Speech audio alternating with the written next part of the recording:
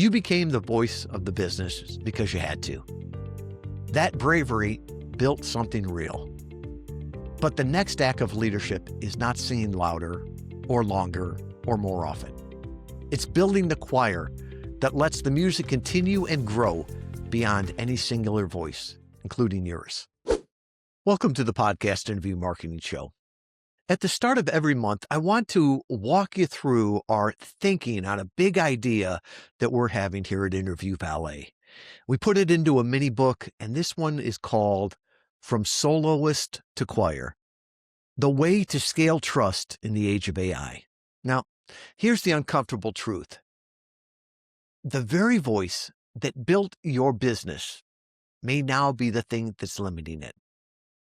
For most founders, coaches, consultants, and business owners, they started with one voice. It was yours, the founder's. You were the face, the salesperson, the marketer, the expert, and it worked. But the market has changed. And as AI increasingly recommends people, not just brands, one voice is no longer enough. In the Navy, we used to have a saying, one is none. If everything depends on one critical part, you don't have strength. You have exposure. The next stage of founder-led marketing is not singing louder or more often. It's becoming the conductor, building a choir of trusted voices who can reach audiences that you can't, carrying the message further, and building a business that doesn't just depend on the founder alone. So today, let's talk about how to move from being a soloist to a choir. Introduction: the bravest voice in the room. You became the voice of your business because you had to. In the beginning, there was no one else. You were the founder, the salesperson, the marketer, and the face. You did the interviews. You wrote the posts. You took the stage. When someone asked, who's behind this company, the honest answer was, you. And only you. It worked. Your voice built trust. It built the business. And so you kept going. More interviews, more posts, more talks. Because the thing that got you here was you. Founder-led marketing is the most powerful growth engine a small business has. I've built my own companies on it, and I believe in it completely. Heck, my title is Chief Evangelist Officer. The uncomfortable truth? Well, I want to put it out to you, founder to founder. The thing that built your business is now most likely the thing to cap it. Have an open mind. As Bix Bixen said, if you haven't changed your mind lately, how do you know you still have one? What got you here is now your ceiling. You only have so many hours, so many interviews you can do before they all start to sound the same. So many topics that you can credibly own. And in a market changing faster than any of us expected, you have a new problem. The old playbook never accounted for how the machines are deciding who to recommend. And they're not recommending you nearly often as you think. Chapter 1, the soloist trap. In the Navy, we had a phrase that stayed with me for decades. One is none. If you only have one of something critical, a single pump, a single valve, a single point of failure, then functionally you have none. Because the day it fails, and it will fail, you're dead in the water. Redundancy was not a luxury on a nuclear-powered aircraft carrier. It was the difference between mission and disaster. Most founder-led businesses are running on one. One voice, one face, one personality carries the entire weight of the brand's trust. And like every single point of failure, it feels perfectly fine right until the moment it doesn't. The fragility you can't see. When everything depends on one person, three things become true, and all three are dangerous. You cannot scale it. A soloist can only sing so many songs. You can do one interview a week, maybe two, before the quality starts to drop and the material repeats. Your reach is capped by the size of your own calendar. Two, you can't protect it. If one voice gets sick, burnt out, says something regrettable, or simply needs a vacation, the entire marketing engine stalls. A single controversy, a single bad week, and there's no one else to carry the tune. Number 3, you can't sell it. A business whose trust rests entirely with one founder is very hard to value, and it's even harder to exit. Buyers do not want to purchase a brand that walks out the door when you do. Now, here's a cautionary tale. Think about brands built entirely on a single magnificent voice. The one that comes to my mind is Zig Ziglar. Zig was one of the most influential voices in sales and motivation for a half century. He was extraordinary. And when he passed in 2012, the brand built on his voice largely faded with him because there was no choir behind the soloist, no one to carry it forward. Look at other great personal brands today and ask yourself the question, who's the second voice? For some, I can't name one. Tony Robbins has been a titan for decades, but who's his heir apparent? The next voice ready to carry that stage when he steps off. When that powerful voice is gone, retired, or simply tired, what remains? A catalog of recordings and a brand that has no future tense. You see, a soloist can fill a room, but only a choir can fill it after the soloist is gone. The trap is that being the soloist feels like strength. The applause is real. The audience is yours.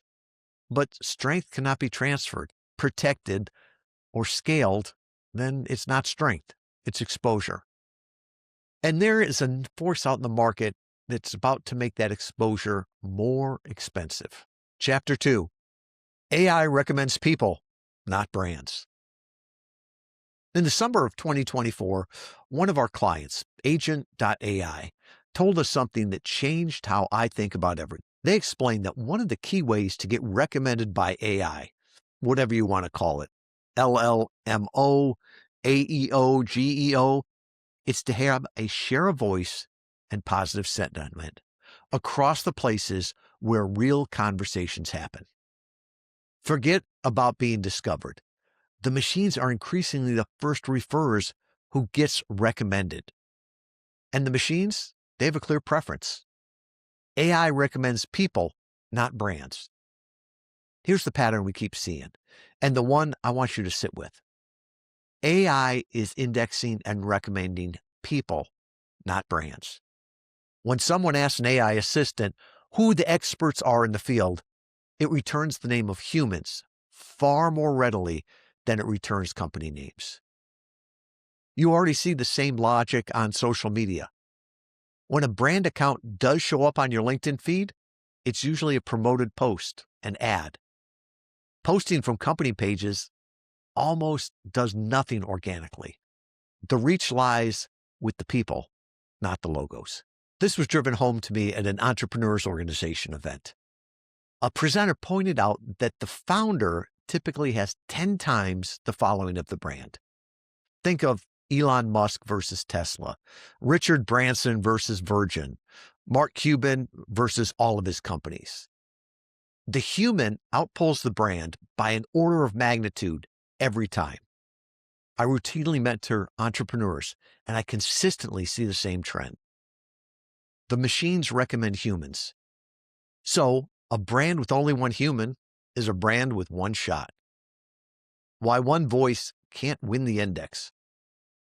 Here's where the soloist trap and the new referee collide. If AI rewards share of voice and AI recommends people, then a company represented by a single person can only ever capture a single person's share. One name, one set of topics, one demographic that happens to resonate with that voice. The rest of your potential share of voice, the audience, topics, and conversations, your one voice doesn't reach, well, they simply go uncapped. At Interview Valet, one of our core beliefs is more is not better, better is better. So when we understood this, we didn't just tell the founder, me, to do more interviews and repeat himself. That would have been more, not better. Instead, we did something that on the surface looks like the opposite of focus. We added voices, and it became the best growth decisions we've made in a decade. This chapter ahead shows you why it works and then exactly how we did it. Chapter 3, A Choir Outperforms a Soloist. Joe Paluzzi built the largest content marketing event in the world. He's the founder of Content Marketing Institute and Content Marketing World, and he's the author of Content Inc. If anyone has earned the right to be the soloist, it's Joe. Recently, presenting at the Build a Better Agency Summit, Joe shared the concept that names this whole shift better than anything I've heard. He calls it the trust portfolio. You see, don't bet it all on one voice. Joe's insight was simple and profound. If he was the only speaker, the only voice, the only face of content marketing world, then he was putting all of his bets on one person, himself. So instead, he built a portfolio of trusted voices across his leadership team. No single person was the whole brand. Each owned a piece, a format, an audience, a kind of trust. Together, they were a portfolio. And like any good portfolio, it was diversified against the failure of any single holding. See, a soloist bets everything on one voice. A portfolio spreads the trust and compounds it. The media company move. Watch what Scott Galloway has done, because it's the trust portfolio executed in real time. Professor G took off as a personal brand. He's a smart, entertaining professor with a big audience. He was a soloist, but he was smart enough to see the ceiling, and he started to bring in other voices that spoke to audiences he could not. He launched Professor G Markets with Ed Ellison. He launched Racing Moderates with Jessica Tarlov. He's deliberately pairing himself with younger, more specialized talent. He's still the umbrella, but underneath it, he's building a trust flywheel and a media flywheel that produces far more content than he ever could alone. He is moving from, I'm a popular professor, to I am the trusted media platform that launches voices, shows, products, and subscriptions. And one day, perhaps sells. The extra voices are not an accident. They're a strategy. Dave Ramsey did the same. He's built a roster of personalities that share his tone and his values while bringing their own style and attract audiences that he never could. The result is a brand with a visible succession plan, and one that does not end when one voice does. Josh Dorkin started the BiggerPockets podcast. He quickly brought on Brandon Turner as a co-host. Over the years, they've added more voices, bringing on new hosts and spin-off shows. It's allowed them to be acquired by private equity in 2018 and 2024. I doubt this would ever have happened had Josh been a soloist. The pattern is everywhere, and you see it. Venture capital firms, law firms, consulting firms, and countless others have understood it for generations. You develop a bench of experts, each with their own reputation, rather than betting the firm on a single rainmaker. Our walk and the niche we almost killed. I want to be transparent about this because this is the most honest proof I have. As the founder, I was already doing a podcast interview a week. I was evangelizing for our category, our company, and our clients. When we understood that share of voice was important to AI, the obvious answer would have had me do more interviews, but more is not better. So we brought in other voices to appear on podcast interviews to evangelize for the category, the company, and our clients. Liz Brooks, a senior client strategist with an impressive PR background. We had Kristen Nolan, MBA, a senior client strategist with deep business and clients insights. And finally, Chloe Williamson, a senior client strategist who ran our health, nutrition, and wellness vertical. Now, here's the part few people know. Before this, we were actually considering shutting down our health, nutrition, and wellness vertical. It just wasn't generating enough leads, and I was the problem. I acknowledged that I was not the voice for that audience. The 58-year-old male who doesn't know the difference between a keto and a calorie, well, that doesn't build a trust with the audience. You see, Chloe started doing the interviews in Q4 of 2024. Within 4 months, that vertical went from being on the chopping block to one of our fastest growing. Same hymnal, different singers, completely different results. We now average about 10 interviews a month for Interview Valet across all of our voices. Not one person repeating themselves 10 times, but a choir. Each member singing the same values, but in their own range, to their own audience, with their own background and unique insights. This is how, as a company, we reach, get indexed, and recommended to people I never would have reached as a soloist. The results? Since May of 2025, AI has been our number one referral source. I'm convinced our choir is why. We teach this too. This is not just our story, but it's one that we have built with clients. The law firm that puts on different subject matter expert attorneys out front, so the brand is carried by many credible voices, not just one senior partner. The franchise consultants, each with a distinct point of view, reaching franchise buyers that a single consultant's voice never would resonate with. The venture capital firm, fielding a different expert for each thesis, so the firm's authority compounds across partners instead of resting on one. Knowing it works is one thing. Knowing how to build it, that's another. The next 2 chapters gives you both the framework and the exact system we used. Chapter 4, 4 moves to build your choir. Going from a soloist to choir is not about stepping back. It's about stepping up into the role of conductor. You're no longer just a voice. You're the one who tunes the voices, points them at the right audiences, and keeps them singing together. A choir that sings whatever it wants is just noise. The conductor is what turns many voices into one powerful, recognizable sound. And here are the 4 moves.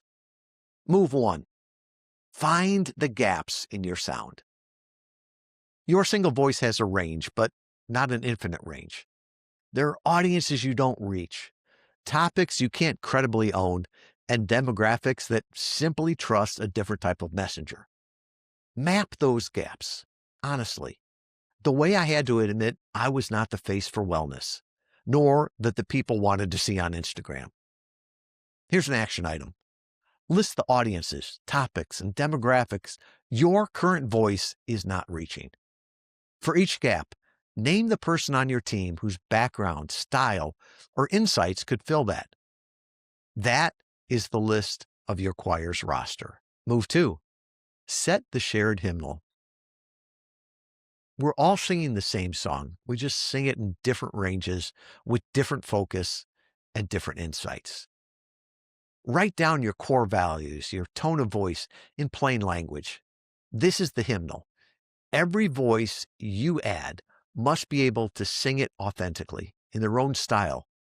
You can create a tone of voice by auditing the founder's previous talks, interviews, and writings. Move 3, point everyone at the same hill. A choir needs a common objective, or the voices pull apart. Each member can have their own audience and format, like Joe's portfolio did, of podcasts, blogs, newsletters, research, and even magazines. But they all must be rowing toward the same business goal. Trust built by one should be compounded over the entire brand, not just for the individual. Here's the action item.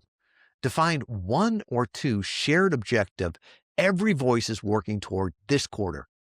For example, it might be share a voice in your category or leads to an offer. Make sure each person knows how their interviews ladder up. Move number 4. Put the choir on the stage. Voices grow by singing in front of an audience, not rehearsing alone. We let our talent guest on our own show and help them gain experience and confidence. The strategic podcast interview, we believe, is the ideal stage. A real human conversation on a show your ideal clients already listen to. It puts your people on borrowed stages, stocked ponds, to build their reputation, and gets them heard by their super consumer and indexed by the machines as humans worth recommending. There's a quieter benefit too. Putting your team out front recognizes them. It energizes them and shows you trust them. Prospective clients ask me all the time whether they'll get to work with the talent. See, the choir is the talent, and it answers the real question every buyer has. Who will I actually be working with? Here's the action item. Choose one team member beyond yourself and book them on 3 relevant podcast interviews this quarter. Give them an audience that you can't reach. Then measure the leads, the sentiment, and how the AI starts to notice. But what if they leave? It's the first objection I hear. My answer is, if they were going to leave, they'd have left anyway. And when they go, the content stays. I would far rather put my team out front. It builds trust. It shows the real depth of our bench, and it proves we're not just one person in a basement. For a small business, that depth often moves a buyer from interested to committed. Chapter 5, How We Built Ours. Frameworks are easy to nod along to and hard to put in motion. So let me take you behind the curtain and show you exactly the system we used to turn one voice into a choir. It was not instant. It was not magic. It was a sequence, and you can run the same one. Step 1, name the gaps. We started where this whole book started, by being honest about the audience that I was not reaching as the founder. Some gaps were about age. Some were about focus. Most businesses have multiple ICPs, or ideal client profiles, but the founder usually only resonates with one of them. I resonated with the seasoned B2B founder. I didn't resonate with the wellness buyer, or the audience that lives on Instagram, or the operator who wanted to hear someone younger who had walked the exact same path. Naming those gaps told us precisely which voices we needed and what each one had to be able to do that I could not. Don't ask who is free to do interviews. Ask who can reach the people that you can't. Step 2, find the hymnal. Before we put anyone on stage, we had to define the tone of voice. That's what we would all sing from. Otherwise, we'd not be building a choir. We'd just be building noise. We did this with the help of Darren Horowitz over at 1010 Group. It's a top brand firm out of New York City. We fed in everything that had already carried my voice: ebooks, webinars, and most importantly, the founders' podcast interviews. There's a useful lesson buried in that work. We typically found that between 12 to 18 interviews locked in the tone of voice. After that, it barely changed. The voice is already there. You just need to capture it. From that work came our tone of voice report. And it gave us far more than a style note. It gave us foundational stories, our point of view, our do's and don'ts, our brand voice attribute for writing and speaking, our level of formality, our core points of view, our signature language, our sound bites, and even our voice pillars. The report became our hymnal. Every voice we added could now sing from it, in their own range, without ever drifting from who we are. Step 3, give each voice a solo. Next, we built a one-sheet for each speaker. We focused on topics that that person alone could own. Not a watered-down copy of my talking points, but the subject matter where their background, their insights, and their credibility was strongest. Liz owned the PR focus. Kristen owned the business and customer experience.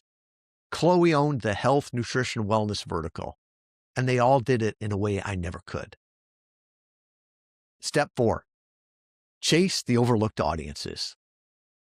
With voices and topics defined, we went looking for the audience that I had been missing, the shows and communities the founders simply could not reach. And we reached out to those hosts on the right voice for that room. The gap analysis from step 1 told us exactly where to aim. Step 5, review every performance. A choir that never listens back never improves. After interviews air, we hold a monthly meeting and we evaluate each one against the tone of voice report. Where did we stay true to it? Where did we wander from the company's point of view? That matters, especially for young talent, and we keep the constructive criticism largely positive because we're developing voices, not grading them. Step 6, sing together. We also hold a monthly debrief where the choir shares the best practices.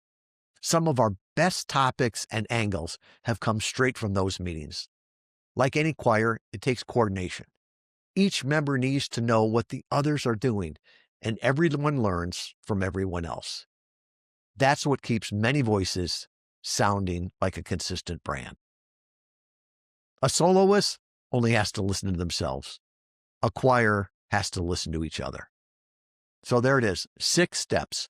Notice the gaps, find the hymnal, give each voice a solo, chase the audiences you were missing, review every performance, and sing together. That's how we did it and how you can do it too. Conclusion, the voice that outlasts you. You became the voice of the business because you had to. That bravery built something real. But the next act of leadership is not singing louder or longer or more often. It's building the choir that lets the music continue and grow beyond any singular voice, including yours. A choir scales past your calendar. It captures the share of voice one name never could. It protects you when any single voice has a bad week. It recognizes and energizes your team. And it builds a company with real enterprise value, one that does not walk out the door when you do. The machines have made the clear choice. They recommend people, and that's plural. They reward many human voices, having real conversations, not one logo broadcasted alone.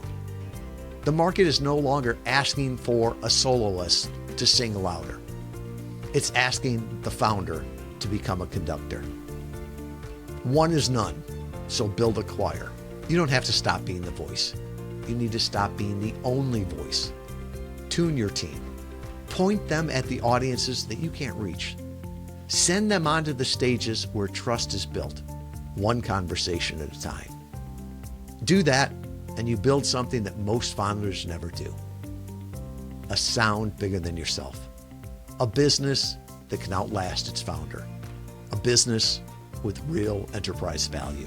If you'd like to get a copy of this ebook, you can go to Amazon or head back over to the show notes at podcastinterviewmarketing.com.